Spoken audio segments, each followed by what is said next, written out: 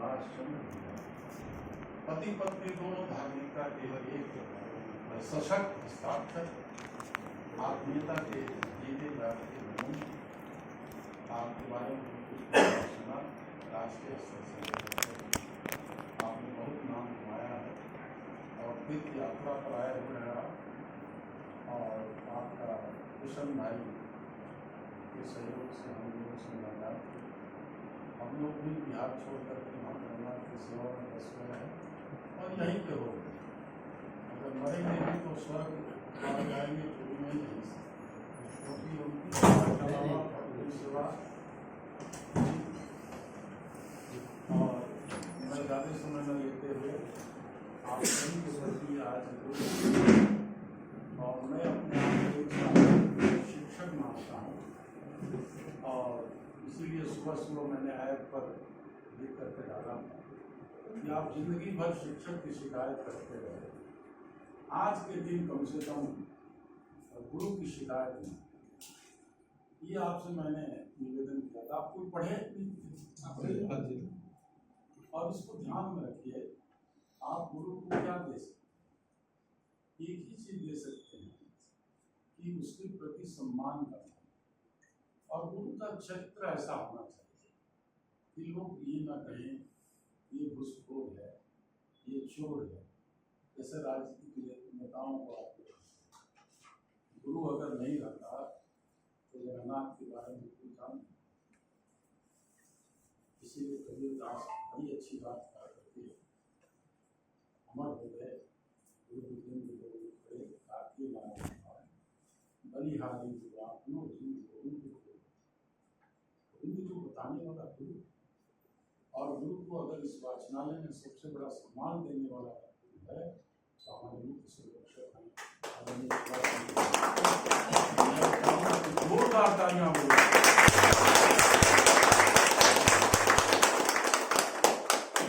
जिंदगी की दो खुशी, एक अस्थायी खुशी, स्थायी खुशी।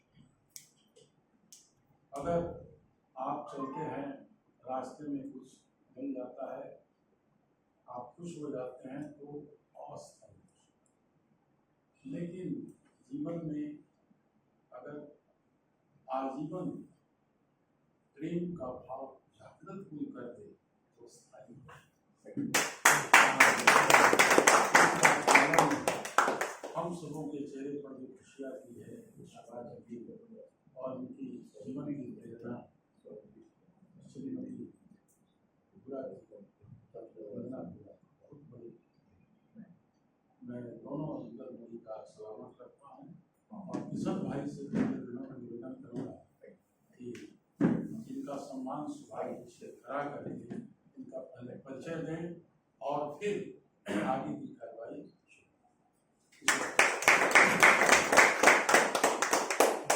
शुभ संध्या। उत्कल अनुदेही वाचनालय के लिए आज बहुत ही बड़ा दिन है। आज गुरु पूर्णिमा है और दूसरे हमारे भाई साहब गिरेंद्र भदौरिया जी इंदौर से पधारे हैं। इंदौर साहित्यिक नगरी है। आप लोगों को मालूम हो तो बहुत से कवि इंदौर ने हिंदुस्तान को दिए हैं। सत्तर जी अभी जिंदा हैं। हमारे सत्यनारायण जटिया जी जो हमारे साथ यहाँ पर आकर के 2000 में मेरे संचालन में जटिया जी ने यहाँ पर कविता पढ़ी थी कटक में। सत्यनारायण जी जटिया उस टाइम मंत्री होते थे, तो शाम को उनको जाना था। बोला किशन भाई मेरे को जल्दी निकलना है। मैं बोला साहब आपको कविता कब पढ़ना है वो हम फाइनल करेंगे, संचालन हमारा है। और उनको हमने 1 घंटा तक बैठाया था। उसके बाद सत्यनारायण जी जटिया और कविता पढ़ करके गए थे। तो इंदौर बहुत बड़ी नगरी है, उसको दूसरा बॉम्बे बुलाते हैं, मिनी बॉम्बे बुलाते हैं। तो भाई साहब वहीं से पधारे हैं, हम आपका हृदय से स्वागत करते हैं। और आप एक अध्यापक हैं, गुरु के रूप में भी आज आपको हम सबको आपको प्रणाम करते हैं।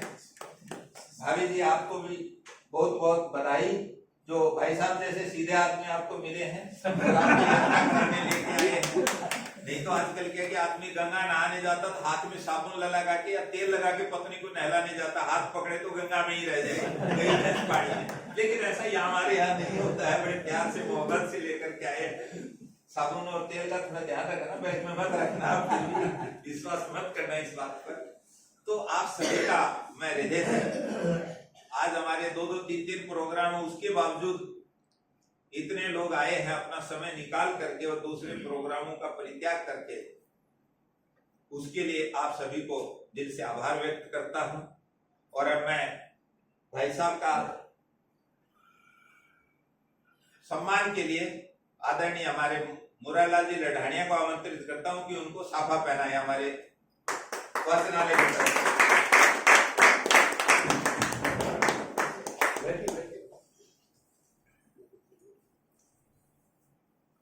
इनका परिचय देते रहिए तब तक। हाँ किशन भाई, परिचय देते रहिए।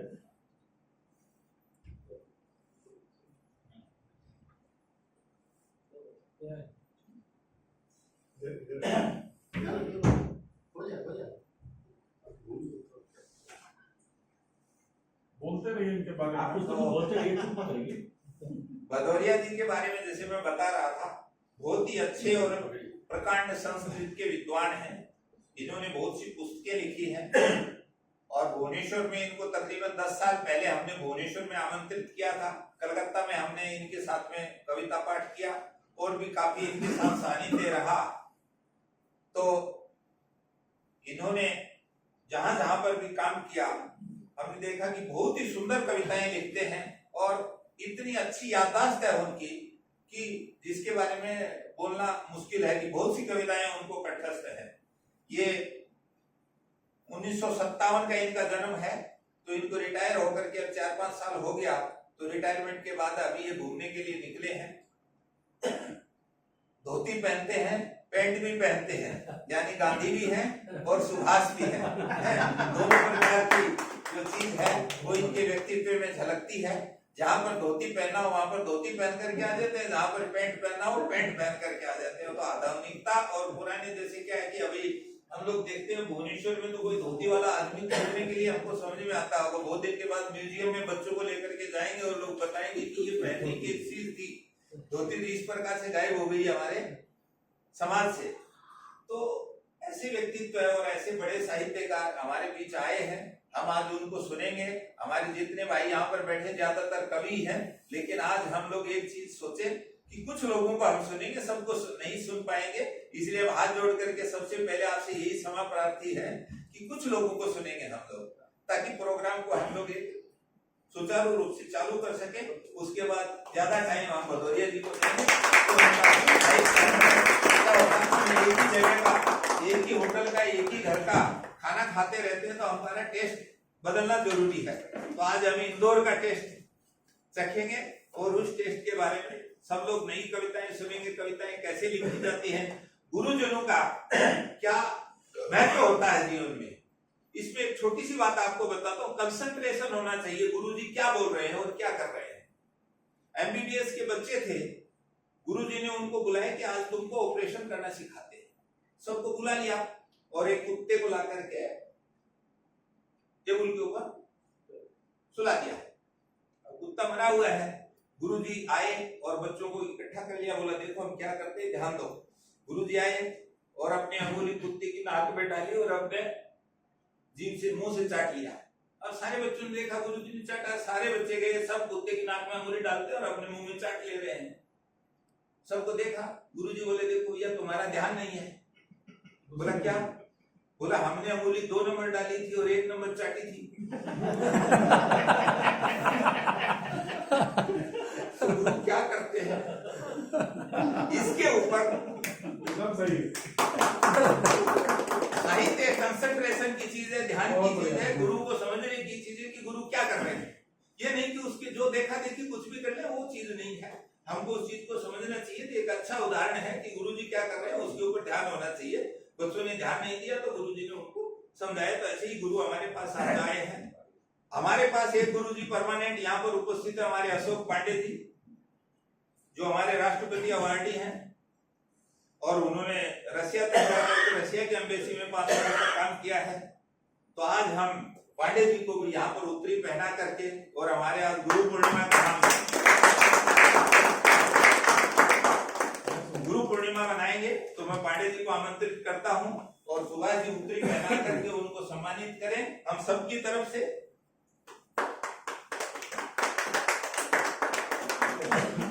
पांडे जी देखिए इतने लोग आप आज आए हैं, लेकिन पांडे जी रोजाना सुबह लाइब्रेरी में आते हैं, यहाँ पर घंटा 2 घंटा बैठते हैं, अपना आध्यात्मिक चिंतन करते हैं, जगन्नाथ संस्कृति बारे में पढ़ते हैं, लिखते हैं, उसके बाद सबको भेजते हैं।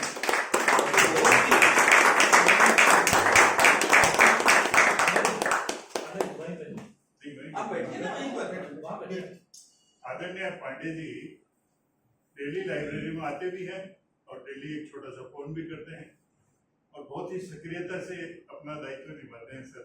तो मुझे तो बहुत खुशी है कि आप जैसे गुरु हमारे साथ हैं, सानिध्य है। और आज गुरु पूर्णिमा में हम लोगों के साथ इंदौर से अभी मैं 3-4 महीने पहले इंदौर में गए थे दर्शन करने। तो आज हम लोग का सौभाग्य है गुरु पूर्णिमा को ये सब सुनने का। मैं आप सबका गुरु पूर्णिमा स्वागत करता हूँ। इसको जो मौका मिले सुनाइए, कोई दिक्कत नहीं। पांडे जी ने मेरे बारे में जो बोला ज्यादा बोला, जो हो जाए वही है। सब चीजों में आनंद अपने अपना ढंग से। आज मैं एक्चुअली में तेरा फोन में प्रोग्राम करने वाला था, मैंने तेरा फोन में, लेकिन किशन भाई बोले पता नहीं 2 प्रोग्राम है, बड़ा हॉल खाली लगेगा तो अपने लाइब्रेरी में मैं देख रहा हूँ ठीक ठाक हो गया। चलिए नहीं तो बड़ा हॉल खाली लगता आपको 200 आदमी की कैपेसिटी है, नहीं तो करते थे क्योंकि वो FTS वाले महिला समिति अपने ज्यादातर मेंबर दोनों में है, तो इसलिए मैं थोड़ा डिसीजन चेंज किया। तो आप सबका बहुत बहुत धन्यवाद, प्रणाम। कृष्ण जी का ये बड़ा योगदान है, बड़े बड़े कवियों को लेके आए, भदौरिया जी राजस्थान वाले क्या नाम संपत शर्मा जी को लेके आए। नहीं, हम लोग रहते भुवनेश्वर में, लेकिन हिंदुस्तान के बहुत से कवियों से हमारा संपर्क है। वो जब भी भुवनेश्वर आते हैं फोन करते थे, यहाँ जब आते हैं तो हम उनको यहाँ पर ले आते हैं। ये हमारे लिए सौभाग्य की बात है। यहाँ पर भदौरिया जी जितने भी बैठे हैं सब साहित्य के स्टूडेंट हैं, और ये उड़ीसा तो हिंदी भाषी क्षेत्र है, और यहाँ पे कोई बड़ा कवि पैदा भी नहीं हो सकता, क्योंकि आप कभी भी आपको यदि ग्रोसरी का सामान चाहिए तो आप जाकर के हार्डवेयर की दुकान पे नहीं ले सकते। किसी को भी कवि चाहिए हिंदुस्तान में कवि सम्मेलन के लिए तो या तो इंदौर में खोजेगा, भोपाल में खोजेगा, लखनऊ में खोजेगा, कानपुर में खोजेगा, नहीं तो दिल्ली जो अड्डा बन रखा है सबका, दिल्ली का कोई कवि नहीं है, लेकिन सारे कवि जाकर के दिल्ली बस गए, जैसे कलाकार जाकर के बॉम्बे बस गए, तो उनको वहीं पर खोजा जाता है। वो ठेका ले लेते हैं कि हमारा ठेका हो गया भैया 20 लाख लेंगे, हम इन कवियों को हम बुलाएंगे। वो अपने हिसाब से कवि लेकर के आते हैं, किसी को 50,000 देते हैं, किसी को लाख देते हैं, किसी को 2.5 लाख देते हैं, और बाकी पैसा अपनी पॉकेट में डाले और चले जाते हैं। यहाँ अच्छा कवि होने से भी यहाँ मर जाएगा उसका सर, उसको सुसाइड करना पड़ेगा। उड़ीसा में कोई बड़ा कवि हो गया तो उसको सुसाइड करना पड़ेगा, क्योंकि उसको कोई क्षेत्र नहीं मिलता।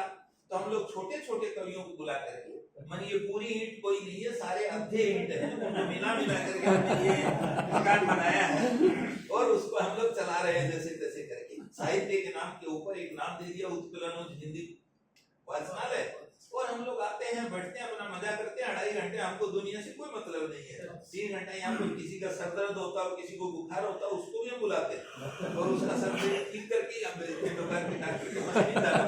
ये हमारे गारंटी है यहाँ पे। सुनाई है जरूरी नहीं है, बहुत से कवि तो हमारे ऐसे हैं कि भाई साहब एक बार अपनी कविता दीजिए, पढ़ के लौटा दो, ऐसे भी कवि हमारे यहाँ पर। इस प्रकार से हमारा संचालन चलता है। हमारा कोई यहाँ पर अनुशासन नहीं है, सिर्फ शासन चलता है। अनुशासन के नाम पे शासन है, और वो जो बोलते हैं हम लोग सुनने के लिए तत्पर हैं। हमारे गुरु हैं, और गुरु तुम्हारा कच्ची मिट्टी के घड़े को नीचे से पेटता है और ऊपर से सहलाता है। इस प्रकार करके हमारी संस्था चल रही है।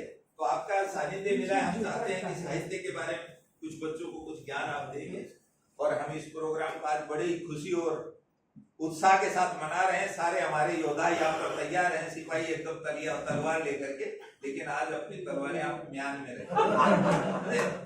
राजस्थान में कवि सम्मेलन हो रहा था, वीर रस के कवि को बुलाया गया, और पूरी राजा की सेना सामने में बैठी हुई है, लोग बैठे हुए हैं। कवि आया, बोला भाई कविता उसके बाद में चालू करूंगा कि सारी तलवारें रख दो आप अंदर रूम के अंदर, और मैं ताला लगा दूं, क्योंकि जब मैं कविता पढ़ूंगा तो भुजाएं फड़क उठेगी, एक दूसरे को काट देंगे लोग। इस प्रकार के कवि होते थे। कविता और साहित्य में ऐसी जान है, बोलते हैं सबसे बड़ा हथियार कलम है। आज हम लोग उस लेवल के लोग नहीं है। नहीं तो वो बात जो हम लिखते हैं वही यदि दूसरा वाला लिख दे तो सरकार पलटी हो जाए। तो कलम बहुत बड़ी ताकत है, कलम को हथियार मान के एक ही बात है, साहित्य में कलम के साथ समझौता मत करो। और जिसने कलम के साथ समझौता किया वो आज नहीं तो कल मर जाएगा, वो नहीं मरेगा तो उसकी कलम मर जाएगी, कोई याद नहीं करेगा। आप जो भी लिखें, छोटा लिखें बड़ा लिखें, अपना लिखें और अपने विचार के अनुसार लिखें, किसी के दबाव में ना लिखें, छायावादी कवि ना बने, किसी की कॉपी ना करें, डुप्लीकेसी ना करें। इससे बच करके चलेंगे तो साहित्य हमारा आगे बढ़ेगा। और ऐसा नहीं है कि हम तुलसीदास जी बन जाएंगे, सब तुलसीदास जी नहीं बन सकते। तुलसीदास जी उनकी पत्नी ने धमकाया, आपको नहीं धमका रही इसलिए आप नहीं बन सकते, इसमें गारंटी है। तुलसीदास जी बनना है तो आपको वहां से झेड़की खानी ही पड़ेगी, घर छोड़ना ही पड़ेगा। हम अपना घर छोड़ करके यदि निकल जाएंगे तो हो सकता है अपना गांव भी छोड़ना पड़ेगा। जब तक अपने गांव में रहेंगे तुलसी तुलसी ही था, तुलसीदास बनने के लिए अपना घर छोड़ना पड़ा, गांव छोड़ना पड़ा। साहित्य एक साधना है और साधना करने के लिए बहुत परिश्रम करना पड़ता है। तो हम लोग जैसे हैं वहां पर जिस प्रकार से हमने बता दिया, हमारा सब इतिहास यही है और इसी इतिहास को लेकर के हम चल रहे हैं। तो आज हम प्रोग्राम को शुरू करते हैं। तो हमारे इन्हीं के साथ मुख्य अतिथि के साथ कार्यक्रम यही शुरू हाँ। तो भाई जी ये एक चीज रह गई थी, आपको सब खड़े हुई है, ये आपको भाभी जी आप खड़े हुई, दोनों को एक साथ में हमारे यहाँ का मोमेंटो हम आपको प्रदान करते हैं। ये हमारी वाचनालय का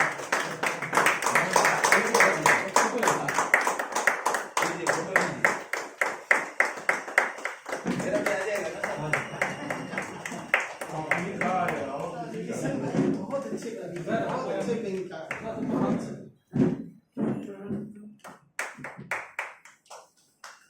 ये चीज है। तो आज हम हमारी सारी परंपराओं को तोड़ते हुए हम लोग आज भदौरिया जी से ही चालू करेंगे। जितनी देर वो सुनाते हैं हम सुनेंगे और उसके बाद हमारे कवि लोग जोरदार आप शुरू कीजिए साहब, आज हम आपको सुनने के लिए जैसे जैसे अवभाग जो हम इस धार्मिक वेदी में यहाँ पर पधारे, मुझे बड़ा सौभाग्य मिला।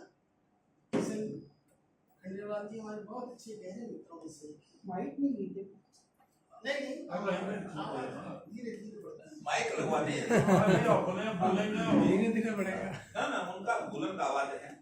अभी तो भाभी जी बगल में बैठी बोल के थोड़ी दबी हुई है। आनंद जी, आदरणीय सुभाष चंद्र जी आए।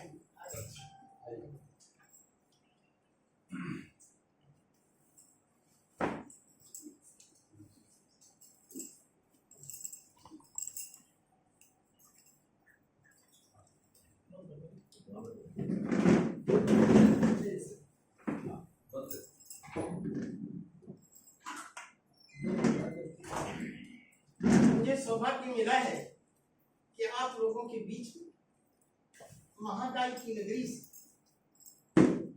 लिंगराज की नगरी में यहाँ पर बोलने का अवसर श्री कृष्ण खंडेलवाल जी के माध्यम से आप लोगों के बीच में यहाँ पर आना हुआ और मुझे अवसर यह सौभाग्य प्राप्त हुआ। गौरव की बात यह है कि आज गुरु पूर्णिमा है और गुरु पूर्णिमा के दिन जिस तरह से आदरणीय ने कहा कि मैं जीवन भर शिक्षक रहा, मैं भी शिक्षक रहा, एक शिक्षा की बात छोटी सी मैं देते हुए जाता हूँ।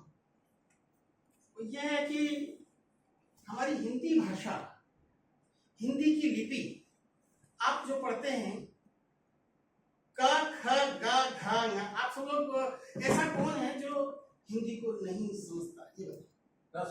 सब समझते हैं? हाँ। हिंदी की लिपि को क ख ग घ ङ, च छ ज झ ञ, ट ठ ड ढ ता थ दा ध न पा फ ब भ म य र ल व श ष ष क्षेत्र ऐसे करके आप पढ़ते हैं।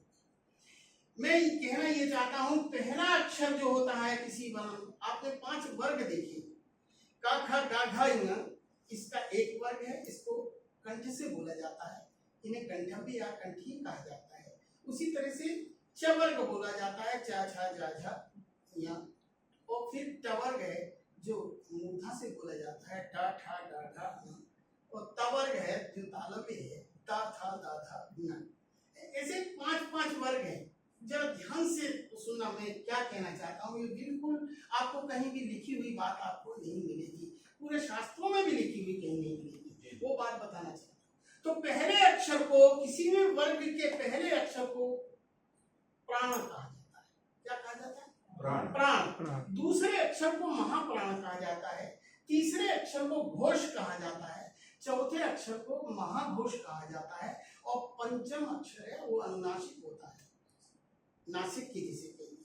ठीक है, प्राण, महाप्राण, घोष, महाघोष और अनुनासिक।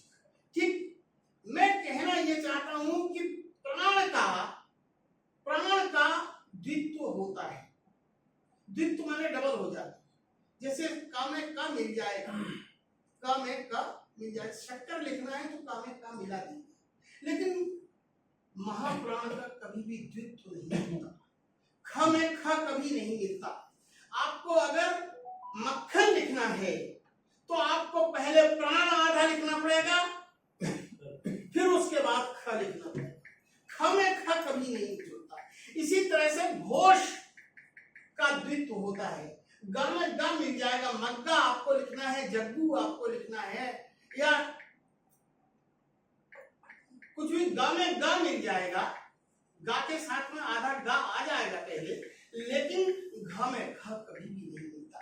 इसी तरह से चा में चा, बच्चा तो आप लिख सकते हो, लेकिन अच्छा लिखना है तो आप छा में छा नहीं मिला सकते। जा में जा मिला सकते हो, लेकिन झा में झा नहीं मिलता। टा में टा मिला सकते हो, लेकिन लट्ठा अगर आपको लिखना है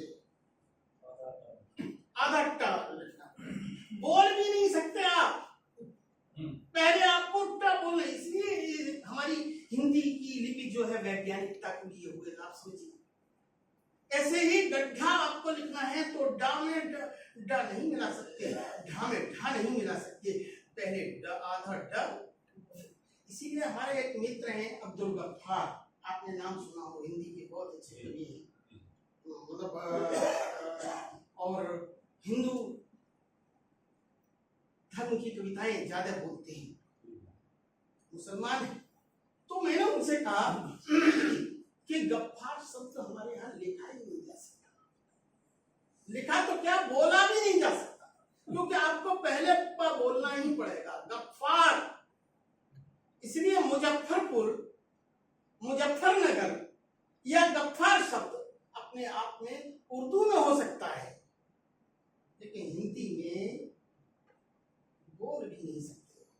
पप्पू बोल सकते हैं, गप्पू बोल सकते हैं, गप्पर छप्पर बोल सकते हैं, लेकिन गफ्फार और मुजफ्फर आपको बोलने में भी आपको पहले पा आ रहा है, आप थोड़ा कौन से आप। ये रही बात हिंदी की छोटी सी आप लोगों के बीच सामान्य जोड़ है। हिंदी की अपनी लिपि की बहुत बड़ी बड़ी विशेषताएं।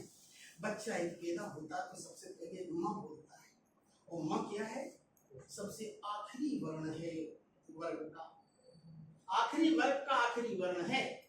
पहले माँ बोलेगा, मी बोलेगा, स्वर के बाद सबसे पहले स्वर बोलता है वो, चाहे आ बोले, चाहे ई बोले, चाहे ऊ बोले।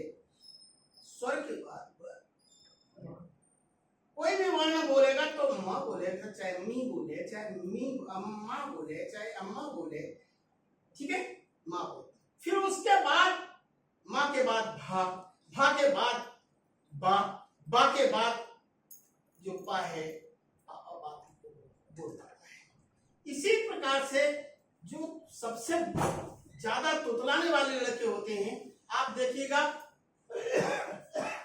ता खाएगा, क्या पहले क्या बोला वो लड़का, क्योंकि का और खा सबसे बाद में बोलना आता है, सबसे बाद में बोलता है लड़का। कोई भी बालक होगा कंठव्य सबसे बाद। कहने का आशय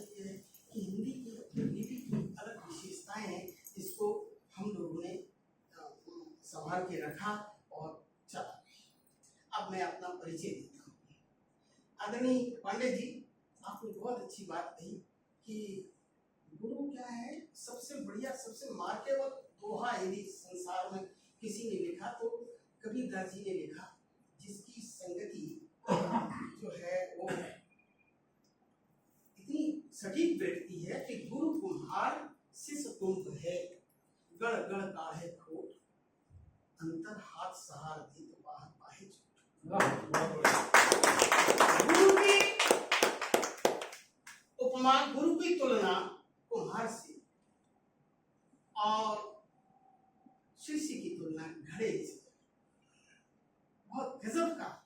इसी तरह से एक दोहा बिहारी का मिलता है जो अनुपम अनुप्रास का है। वो क्या है? अमी हलाहल मद भरे श्याम श्वेत रतनार जियत मरत झुकी झुकी परत जेहि चित तिकोना। अब अमी अमृत का काम क्या है? जीवन देना। नीचे की लाइन पढ़ो, उसमें क्या? नहीं, नीचे की अमी हलाहल मद भरे श्वेत श्याम रतनार जियत मरत जियत। अमृत का काम क्या है? अमीय हलाहल मरत से पढ़े मरत झुक झुक परत मत भरे झुक झुक जी जी। ये इस प्रकार के दोहे, इस प्रकार की सटीक कविता करना हर कवि को सरस्वती